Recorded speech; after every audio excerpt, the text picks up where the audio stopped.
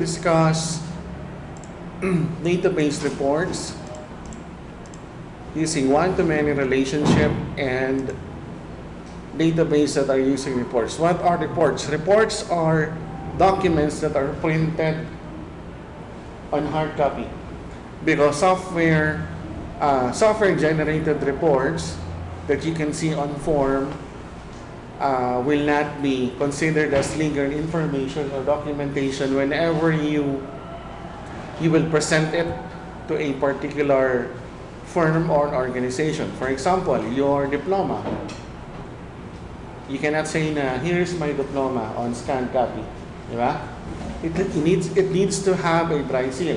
What else? Checking account. You cannot present a checking account via email. It needs to have a stamp from the bank. So reports are generated data coming from the database. So we will discuss two laboratory lectures for this afternoon in order for us to cope up with our finals coverage. Okay. Same on your Server Explorer. Right click. Let's try to add our new SQL server. That is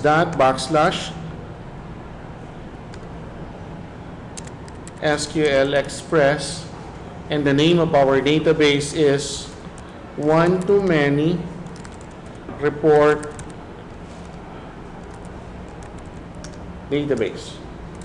We will discuss one-to-many relationship database and how to create reports from those databases. So, click OK. What is the name? Ayan. On your Server Explorer, let's try to create our first table. That is the customer's table that has the customer ID. The data type is integer.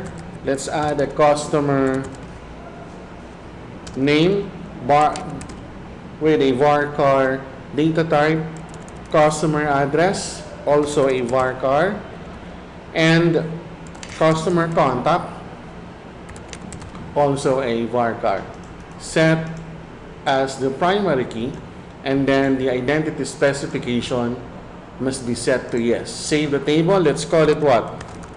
Customer table. Okay. And then let's try to create a child table for our customers table. That is the products table. So the first field is the product ID field, that is an integer, and the product name, that is a varchar.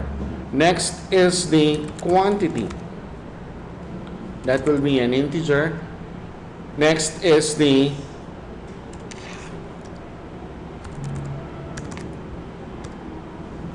total supply, also an integer.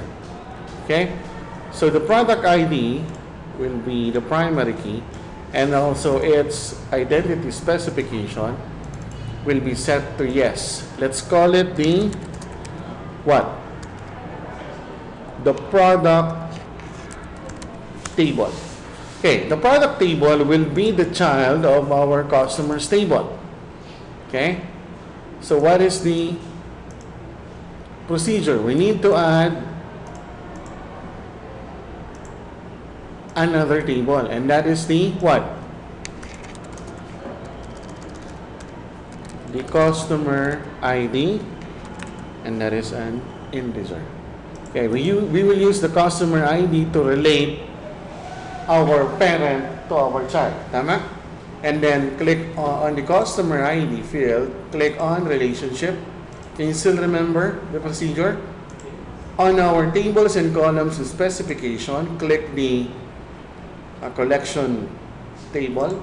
Our primary key table is the customers, and the common key field is the customer ID. Our foreign key table is the products table. In order for them to have a relation, we have to click the customer ID. Click and save. So we have the parent and child relationship. In a real world scenario, we will be using multiple tables.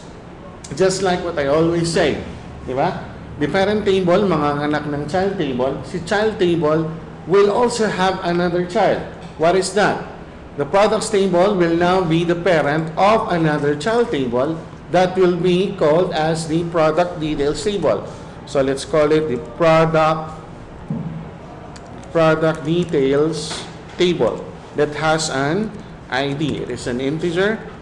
Okay, we will not include the product name because it will inherit. Okay, please remember the term. It will inherit the relationship from the products table and the customers table. It will be redundant if you will still write the product name. So on this part, the product details table will be the quantity, integer, and then the price, also an integer. And how are we going to relate this table? Is it the customer ID or the product ID? Product ID, because this is the child of the product ID. Okay? Just like before, the product is the child of the customer, so we use the customer ID. But in this case, the product details will be the child of the product table, so we will use the product ID field. So don't forget to set the primary key and then identity specification. Let's call it what? The product details table. So we have 3 tables. Let's try to relate. Right click on the product ID, click on the relationships, and then click add. Again, on the tables and specification columns, let us choose what? The products table that has the product ID. And then for our child table, that is the product details table, will also require a common key, and that is the product ID. Click OK, close, and then save. So for all child tables that you wish to create, that will be the procedure. Okay? So for the customers, let's try to add customers. Let's call it Jose, Rizal.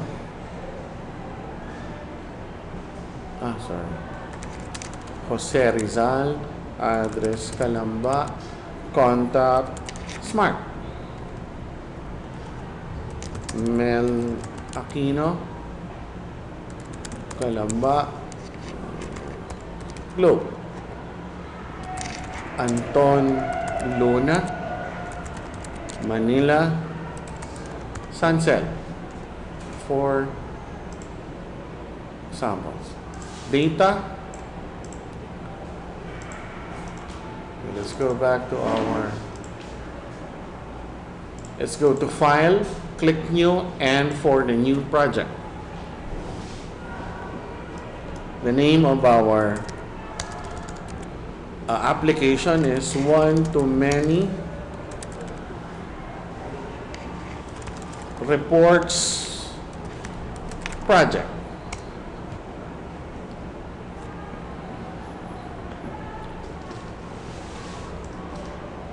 Let's try to adjust the form and click on Add New Data Source. Database, let's try to choose the correct connection strings. What is the name of our database or connection strings? One-to-many reports database. Click Next. Next.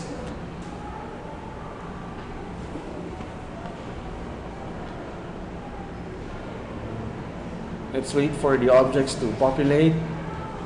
And don't forget to check all the tables. Click the tables checkbox, and the dataset name will be one-to-many report database dataset. You can create as much as many dataset as you wish, depending on the needs of your client, and then click Finish.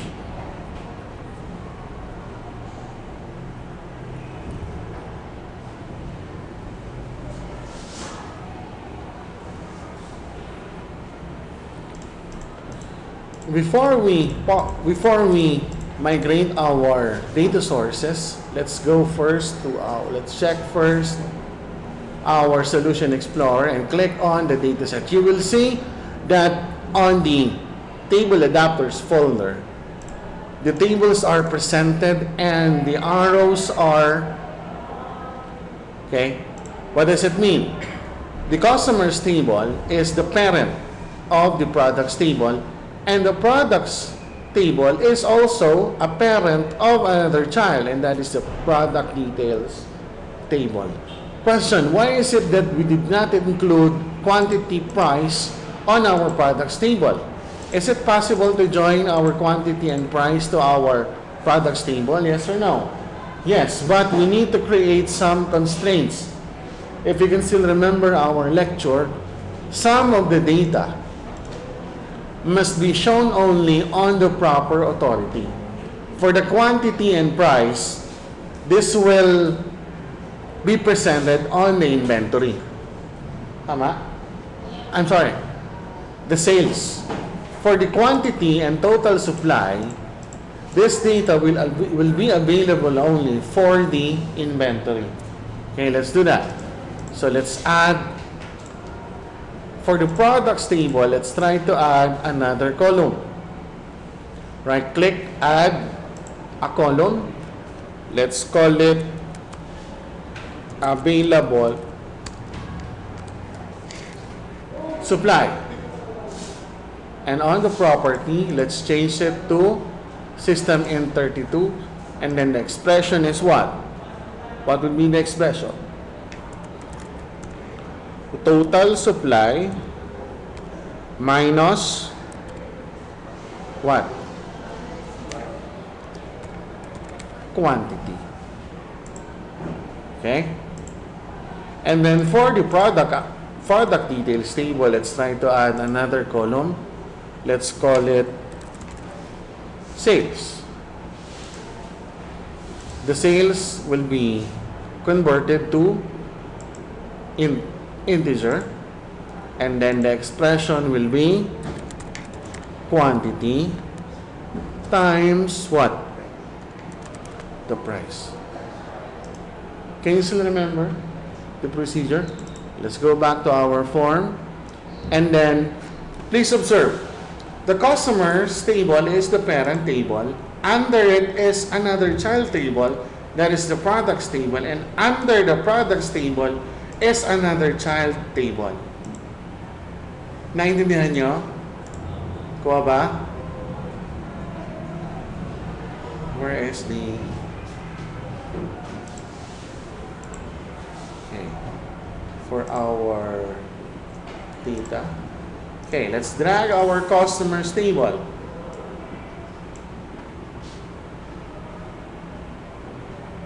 It will show the customer in details. Okay, our products table must be dragged or migrated. We have to migrate our products table to another form. Kaya lang, our time is really short, so dito na lang natin ilalagay. Again, what is the purpose of that? Why is it that you have to put this table on another form? So that it will have its own authentication, it will have its own security that is not available for other unauthorized users. Can you still remember yung ginawa natin dati? Having their own, what is that? Their own buttons, having their own forms, and from each forms, okay. We have the customers, the products, and last is the product details. Question, are they all related? Yes or no? Yes. Because they have a common parent, and that is the customers table. Tama?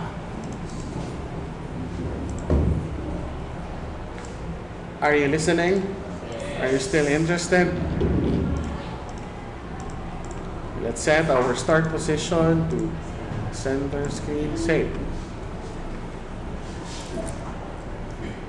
So we have our detailed data organization. Let's try to click on the product ID. What is the product name? Apple. Quantity, wala muna. Total, we have 1,000 supply of apple. And then, for the quantity, why is it that we have a quantity here and a quantity on our products table and another quantity on our product details table? Have you heard of the term debit and credit? We use that for double entry in order to counter check if the data flow is correct. Because maybe, just maybe, some of the encoders might have overlooked every entry. So we can always check that on our debit credit. Check it. So for the quantity, the customer ID is included, so we don't have to write Jose Rizal. Class, are you listening? Yes. Please imagine that this table is located on another form. Okay? So, you will not have the chance to check if it is really Jose Rizal. But the system is always reliable because it will always present the customer ID. So you will not be confused. That is the term. The term that is used for that is called normalization. Normalization meaning you won't have any problem with any discrepancy. For example, duplication. Why? Because even if you do not have a view of the customer name, you will always have a reference for the customer ID. Okay. Mr. Jose Rizal ordered 100. Okay, let's try to save it. But before any order, the price must be set first. Okay, so another entry will be sent to the database, and then when you click, okay, this is the easy part. What is the easier part? But one of the most important, that is the report. Okay. Please observe closely. We already have our inventory. You will know that we only have 900 available supply because we deducted 100. The total supply minus quantity equals available supply. And for the quantity, you will be able to compute the sales. And again, imagine that these two tables are located on different forms. Okay? This part is for the sales department, and this part is for the what? For the inventory. What? Let's have another order. Product name is banana. 500. Total supply is 1,000. Try to save. Okay, the price of banana is 15. Quantity is 500. Let's try to save it. Okay. And let's have two orders for Mr. Rizal. Apple, orange, 200, 500. Quantity is 200 for the price of 5 pesos. What is that? A negative. We do not have our error handlers yet.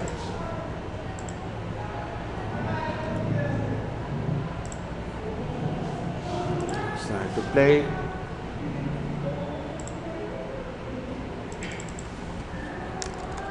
$500. Save. Orange. Save. And then for the price of 5 pesos.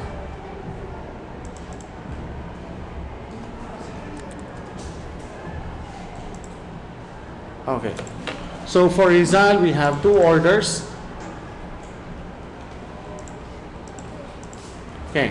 Each time we click on our cells, okay, you will observe that the product sales ID for that particular ID for the apple, whenever we click on the apple and then the orange, nakikita nyo, nagbabago siya. It only shows that we have a control over our data. And duplication is being prevented. Okay? So let's go on to our report. Again, report is a detailed output or data coming from the database. The only difference is that it is the hard copy or photocopy.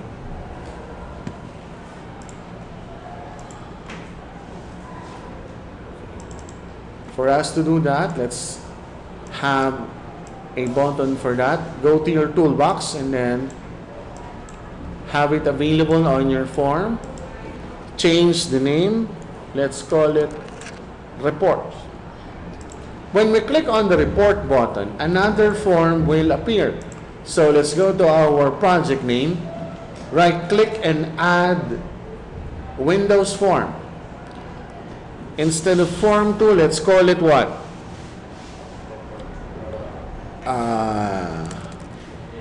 Report. Okay? What is the purpose of this form? Because this form will show or will hold the report. Okay. From form 1, we will click on our button and it will show our report form. Okay, on this form, we'll hold a report viewer. We call it the Microsoft Report Viewer. When you go over your toolbox, try to find the report object and then explore the reporting object. You will find the Microsoft Report Viewer. It is the most advanced, latest kind of reporting technique that's being used in database management aside from using crystal reports. Are you still listening? Yes. Okay, click on or you can drag the Microsoft Report Viewer on your report form. Okay, click on the doc in parent container so that the Microsoft Report Viewer object will customize its size fully on our report form. Okay, so let's double click. What is the name of the form? Report that show and then me.height. Whenever we are on our report, we need to go back. So let's add another button. What will be the name of the button? Back. What is the name of the form? Form 1 that show me.height. Let's test. Click the report. Go back to report. Okay. Let's change the font. Let's call it back. Okay. We have a form and we have the Microsoft Report Viewer. Next step is to go back to our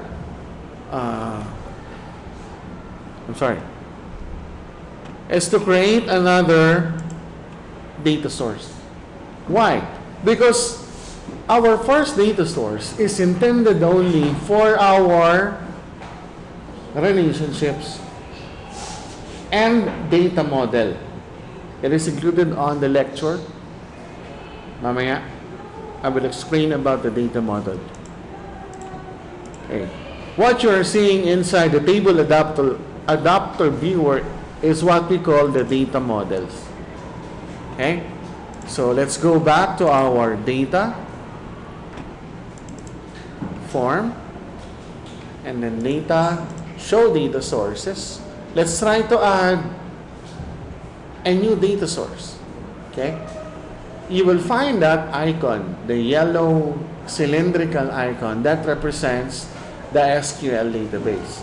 That is under the data sources window. Click on that icon and then next. Again, let's try to look for our correct connection string. Where is that?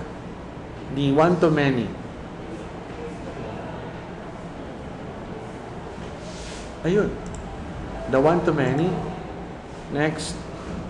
And then we will only choose one. What is that? The customers table. So we will call this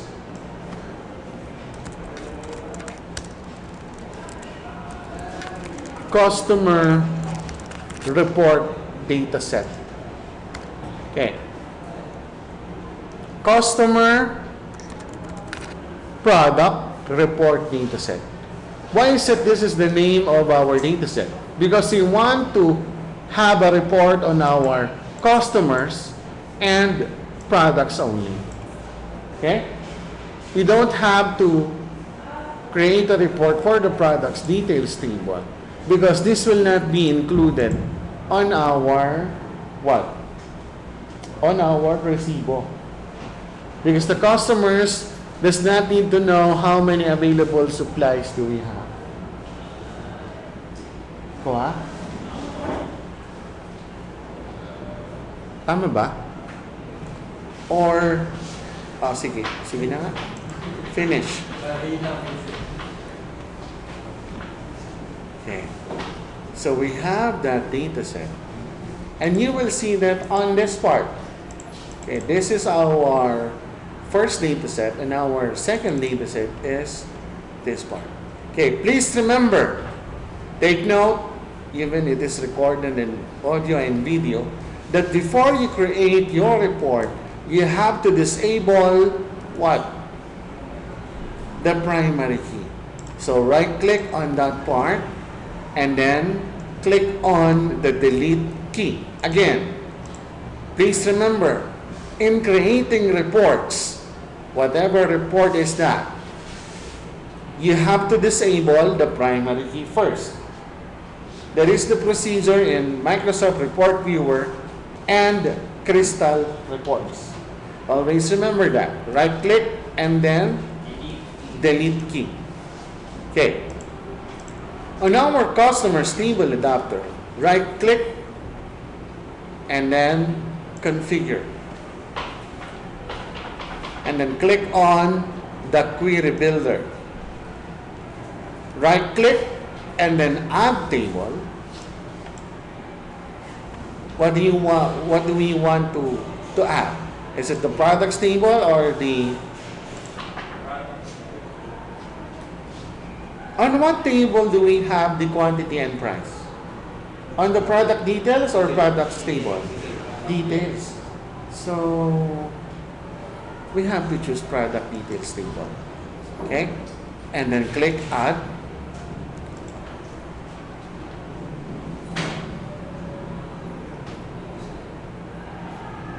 Quantity and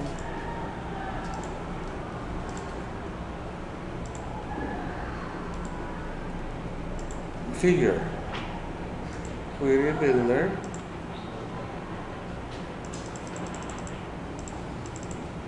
Right-click, add. The products table. So let's have the product's ID, the quantity, and the total supply. You will find the connector because this is the parent and this is the child. Later, we will create another report that is for the products table and the product details table. So click on the product name, the quantity, and the total supply. You don't have to click on the customer ID because it is already included, and the product ID para hindi maging redundant. Click next and finish. So you will see that on a single table,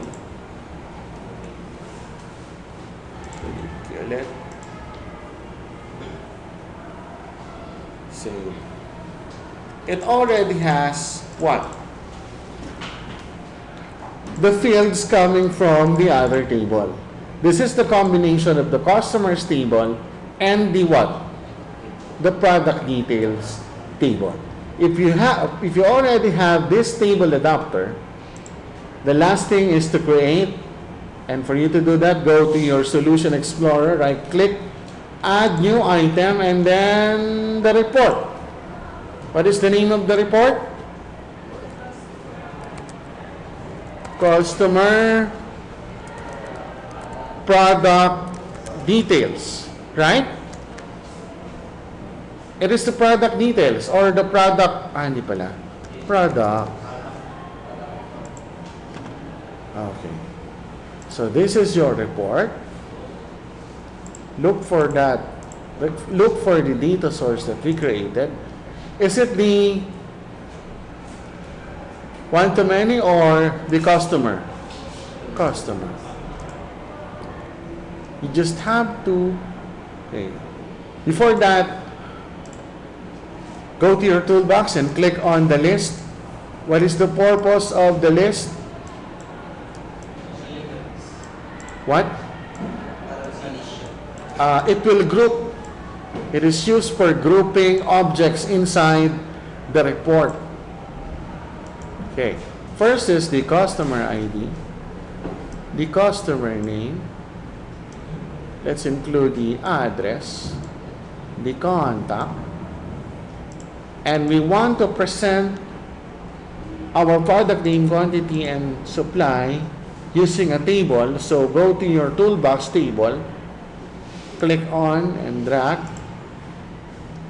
Okay, please remember, using a table, you have to drag the field coming from your data source at the middle. Kasi we have header, detail, and footer along with the detail. Okay? So let's try to drag first the product name, the quantity, and the total supply. Let's have an indicator for our report. Blue. White. Yellow. Save. And then for our report, it also has a task manager, the report viewer task, and on the menu, you will choose a report. And what is that report? The one we created. This one. What is the name? Customer Product RDLC. So in our report form, let's call that choose report drop down one-to-many reports projects that customer report RDLC. Click, save, and play. Hindi pa tapos. May kulang pa pala. On our report, you have to right click and then properties. You have to set edit details group. Click on the edit details group, and for the expression, choose a field that is the customer field, and for the sorting, you will sort that according to customer name. Click OK, click OK, save, and play. Click on report.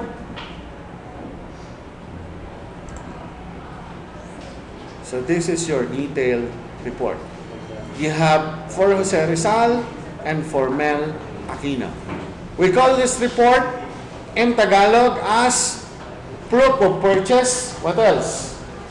Resibo, ano pa? Invoice, ano pa? Well, hard copy.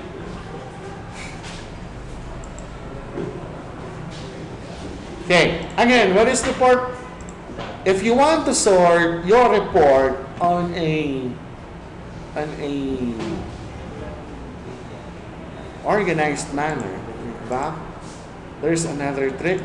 Click on, right click, and then properties, edit details. Click on the page break at end. Okay. Click report. So, isa lang. When you browse, ayun. Okay. It also has a search functionality. For example, if the supervisor or the cashier would like to know if another client already has already received his resibo or proof of purchase. What is the name of of the other customer? Mel. Simply type Mel, M-E-L, and click find.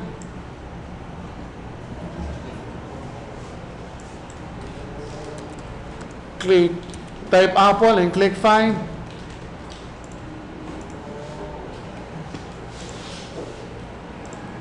Okay, another. Right click, properties, click on the edit details group. For the document map, click on the customers table. Click OK and play. Click report. Okay, this is the document map. It is presented using a tree view. When you click on Rizal, it will show the reports about Rizal. If you click on Mel Aquino, okay, and what is the last?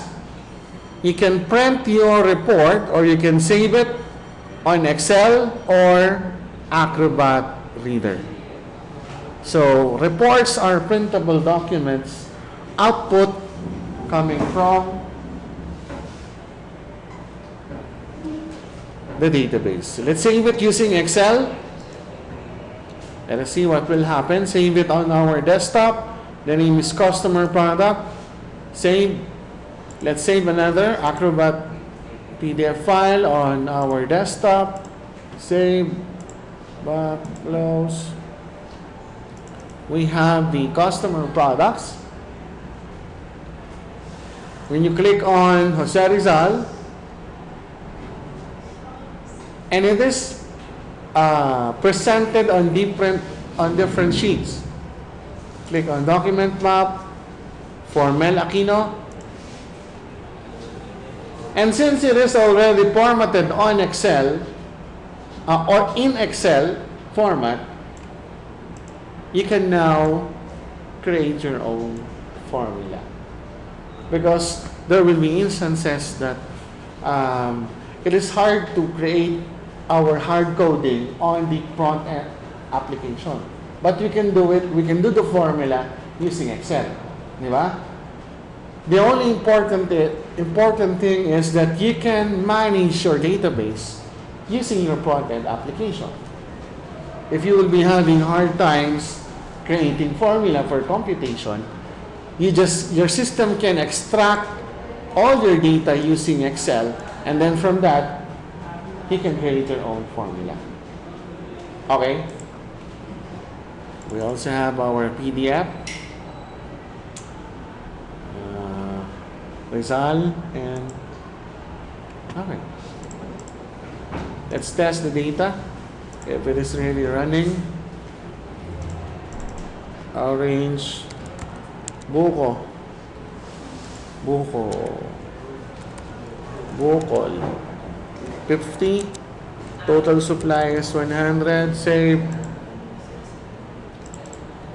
Quantity ay 50. Price is 12. Save.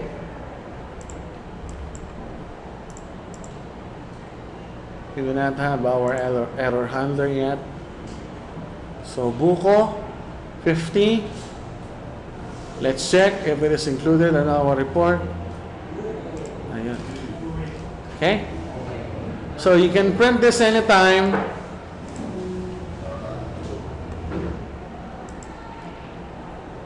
Okay.